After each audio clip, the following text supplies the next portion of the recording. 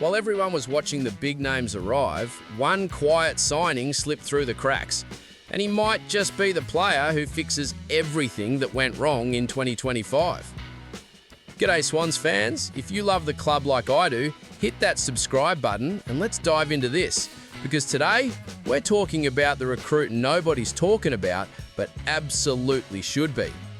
Malcolm Rosas Jr. If that name doesn't ring a bell, you're not alone. In the chaos of deadline day, with a two-time Coleman medalist landing at the SCG, it's no surprise this bloke got buried in the headlines. But here's what you need to know. This signing might matter more than people think. The Swans went from having the most dangerous attack in the competition in 2024 to ranking 11th for points scored in 2025. 11th! Let that sink in for a moment. Dean Cox knows it, the coaching staff knows it, and now they've gone out and found someone who could help turn it around. Rosas is a 24-year-old small forward from the Gold Coast Suns, and he's coming to Sydney with one mission: play his role, nail his role, and help the boys win games. No ego, no fanfare, just pure commitment to the team. And honestly, that's exactly what this club needs right now. But to understand why this signing makes so much sense, we need to go back and look at where Malcolm Rosas has come from. Malcolm Rosas came through the Gold Coast Suns Academy. He's an Indigenous kid with serious pace, the kind of speed that can break open a game in seconds. For a while there, it looked like he had a genuine future at the Suns. He showed glimpses, flashes of what he could do when given the chance. But here's the problem. Over the past 2 seasons under Damien Hardwick, Rosas played just 11 senior games. 11 games in 24 months. Think about that. For a player with his talent, that's brutal.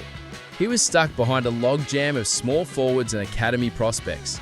Leo Lombard, Jake Rogers, Jai Farrar, Ben Long, Bailey Humphrey, Connor Bridaric, all of them were getting opportunities ahead of him. And look, some of those names are quality players, no doubt about it. But when you're constantly overlooked, when you're putting in the work and not getting rewarded, it eats away at you. Rosas could have packed it in, could have become bitter, could have just gone through the motions in the VFL and collected a paycheck, but he didn't. Instead, he went down to the reserves and dominated. 15 goals in 15 VFL matches in 2025.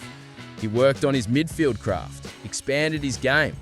Against Collingwood's VFL side in round 16, he racked up 25 disposals and 4 tackles.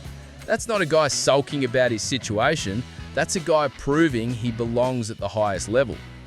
Behind the scenes, Sydney was watching. They saw a player who hadn't been given a fair shake. They saw speed, pressure, and versatility.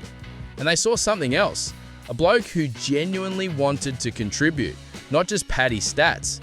When trade period opened, the Swans made their move. And when Malcolm Rosas sat down with the coaching staff, something clicked. Here's where the story gets interesting. Rosas had options. He could have stayed at the Suns and hoped things would change. He could have explored other clubs. But when Sydney came calling, when they laid out their vision, their system, their plans for him, he knew. This was it. It was the coaching staff and what they wanted to bring in and the types of roles they wanted to play. If I could fit inside the Swans system, that's what I was keen for. Think about that for a second. This isn't a bloke chasing money or glory. This is someone who wants to fit into a system, who wants to play a role. Dean Cox and his staff didn't promise him the world, they promised him opportunity. They promised him a chance to contribute to something bigger than himself. And that's what sealed the deal. I want to come here and play a role and make sure I nail that role. And if I can bring the boys with me and we can connect better, we're going to be better. Do you hear that? Bring the boys with me. Not I'm going to be a star, not I'm going to kick bags of goals. He's talking about lifting the players around him, about making the team better. That's leadership. That's the Swans way. But here's the part that got me. When asked about who he looks up to, who he wants to model his game after, Rosas didn't hesitate. Lewis Jetta, the 2012 Premiership Swan who could fly across the ground like lightning. The bloke who brought pressure, speed and electricity every time he touched the footy. Like Lewis Jetta, I loved watching him play. He could run really fast. Simple, honest, powerful. Lewis Jetta was unselfish. He did the hard stuff. He chased, he tackled, he created. And now, Malcolm Roses wants to do the same thing in the red and white. Now, most Swans supporters haven't reacted to this signing yet because, frankly, most of them don't know about it. It got buried under the common medalist headlines. But the coaching staff, they're excited. Dean Cox knows that Tom Papley needs help. Papley has been carrying the forward line on his shoulders, and as brilliant as he is, he can't do it alone. The Swans forward six was dysfunctional in 2025. There wasn't enough speed, wasn't enough pressure, wasn't enough connection. That's where Roses comes in. He's not here to be the main man. He's here to complement Papley, to dynamise the forward line, to create chaos for opposition defenders. He's got the pace to get to contest first. He's got the aggression to lock the ball inside 50. And he's got the attitude to do whatever the team needs. Wherever they need me to play, that's what I'm going to do, Rosa said. I want to play, but I think I can only control what I can control. I've just got to do my best and help out going forward. You don't hear that kind of humility often anymore. In a game where everyone wants to be the star, where everyone's chasing individual accolades, Malcolm Roses just wants to help his teammates win. That's refreshing. That's the kind of character that builds premierships. And the boys in the locker room, they'll respect that. They'll see a guy who's been knocked down, who's been overlooked, and who has come to Sydney with something to prove.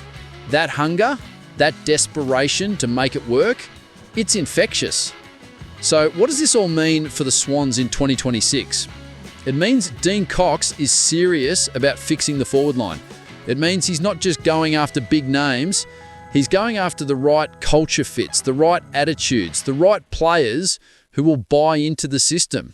And honestly, this reminds me of some of the Sydney's best under-the-radar recruits over the years. Think about Nick Smith, who came from North Melbourne as a relative unknown and became one of the most reliable defenders in the competition.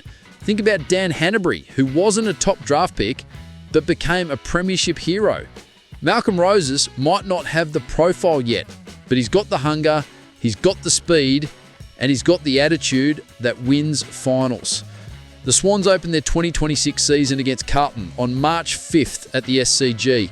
That's when we'll get our first look at how this all comes together.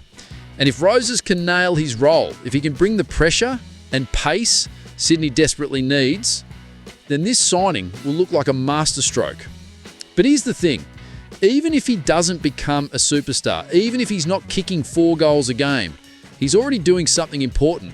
He's showing the young blokes what it means to be a team player, to put the club first, to do the hard stuff without expecting applause.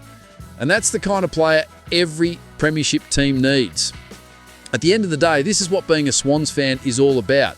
It's not just about the big names and the highlight reels. It's about the blokes who come in, roll up their sleeves and do the dirty work. Malcolm Roses might not make the headlines, but he might just make the difference. Let me know in the comments, are you excited about Malcolm Roses, or do you think this one slipped past you? Hit like if you're backing the Swans no matter what, and I'll see you in the next one. Go Bloods.